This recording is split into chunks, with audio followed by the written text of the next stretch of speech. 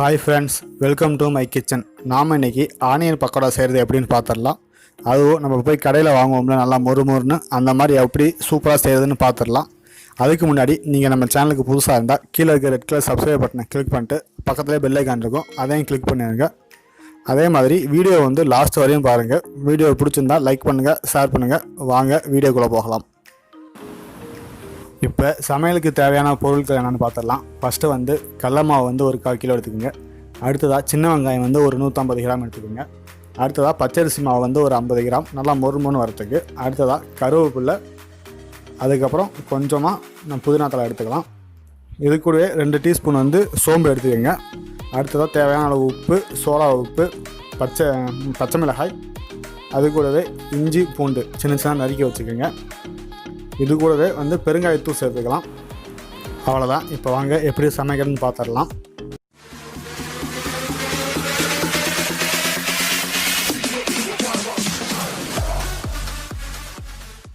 இப்போ அடுத்ததாக சமையலுக்கு தேவையான பொருட்கள் எல்லாத்தையும் மிக்ஸ் பண்ணுறதுக்கு ஒரு பாத்திரம் ஒன்று எடுத்துக்கோங்க. அந்த பாத்திரத்தில் ஃபஸ்ட்டு கடல மாவு சேர்த்துக்கலாம். அடுத்ததாக அரிசி மாவு, பச்சரிசி மாவு சேர்த்துக்கலாம். அடுத்ததாக சின்ன வெங்காயத்தை நல்லா நறுக்கி வச்சுக்கோங்க. இது கூடவே பச்சை மிளகாய், அதையும் நல்லா சின்ன நறுக்கி வச்சுக்கோங்க. அடுத்ததாக இஞ்சி பூண்டு இந்த மாதிரி சின்ன நறுக்குனா போதும். நீங்கள் பேஸ்ட்டு மாதிரி அரைக்க வேணாம், இந்த மாதிரி நறுக்குனா நல்லாயிருக்கும். அடுத்ததாக தேவையான அளவு உப்பு போட்டுக்கோங்க. அதே மாதிரி சோடாப்பு கொஞ்சமாக சேர்த்துக்குங்க. சோடாப்பு நம்மளுக்கு உள்ளே நல்லா மெதுன்னு இருக்கிறதுக்காக, மற்றபடி எதுக்கும் இல்லாது. அடுத்ததாக சோம்பை நம்ம கையில் எடுத்து நல்லா தேய்ச்சி விட்டு போட்டுக்கலாம். நல்லா வாசனையாக இருக்கும். அப்போ தான் பாருங்கள், இந்த மாதிரி நல்லா தேய்ச்சி போட்டுக்குங்க. இப்போ இது கூடவே நம்ம கருவேப்பிலையை சேர்த்துக்கலாம். கருவேப்பிலையை சேர்த்துட்டு அதுக்கப்புறம் நம்ம புதினா தழை எடுத்து வச்சுருந்தோம்னா அந்த புதினா தழையை சேர்த்துக்கலாம்.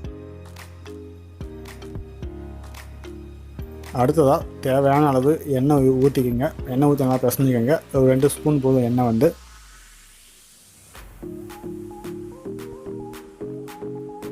எல்லாத்தையும் சேர்த்துட்டு நல்லா அப்படியே கிண்டி விட்டுக்குங்க. அடுத்ததாக மாவு நல்லா கிளறி விட்டதுக்கு அப்புறமா நம்ம அதில் பெருங்காயத்தூள் சேர்த்துக்கலாம். அடுத்ததாக தண்ணி கொஞ்சம் கொஞ்சமாக சேர்த்து பிசைஞ்சிக்கிட்டே இருங்க. தண்ணியை நிறையா ஊற்றிடாதீங்க.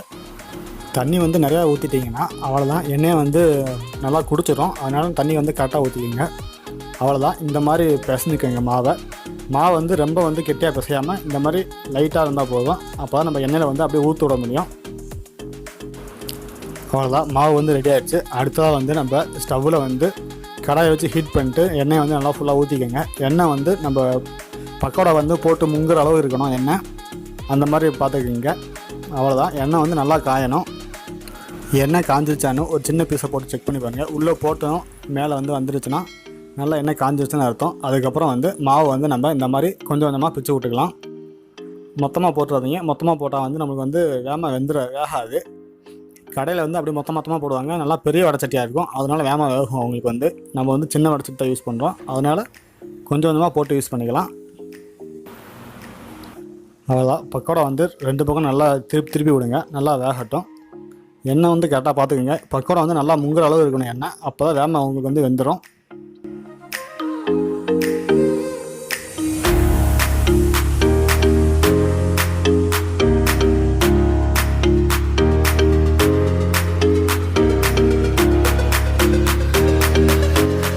அவ்வளோதான். பக்கோடா நல்லா வெந்துருச்சு பாருங்கள். நீங்களே சூப்பராக இருக்குது பார்க்குறதுக்கு.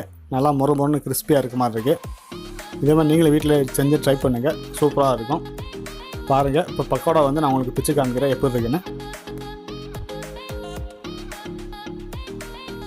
பாருங்கள். உள்ளே நல்லா மெதுன்னு இருக்கும், வெளியில் நல்லா கிறிஸ்பியாக மொறுன்னு இருக்கும். இதே மாதிரி நீங்களும் உங்கள் வீட்டில் ட்ரை பண்ணுங்கள். ரொம்ப ஈஸி தான் பக்கோடா போடுறது. நீங்கள் போய் கடையில் வாங்கவே வேணாம். இனிமேட்டுக்கு ரொம்ப ஈஸியாக வீட்டிலே போட்டுடலாம். ஈஸியாக போட்டு நம்ம இதை ஸ்டோர் பண்ணி வச்சுக்கலாம். ஸ்டோர் பண்ணால் ஒரு வாரத்துக்கு கூட அப்படியே தான் இருக்கும், எதுவும் கெட்டு போகாது. இதே மாதிரி நீங்கள் உங்கள் வீட்டில் ட்ரை பண்ணுங்கள். ட்ரை பண்ணி பார்த்துட்டு எப்படி வந்துச்சுன்னு கீழே கமெண்ட் பாக்ஸில் கமெண்ட் பண்ணுங்கள். இந்த வீடியோ பிடிச்சிருந்தா லைக் பண்ணுங்கள், ஷேர் பண்ணுங்கள். மறக்காமல் கீழே இருக்கிற சப்ஸ்கிரைப் பட்டனை கிளிக் பண்ணுங்கள். இதே மாதிரி நாளைக்கு இன்னொரு வீடியோவில் உங்களை சந்திக்கிறேன். நன்றி, வணக்கம்.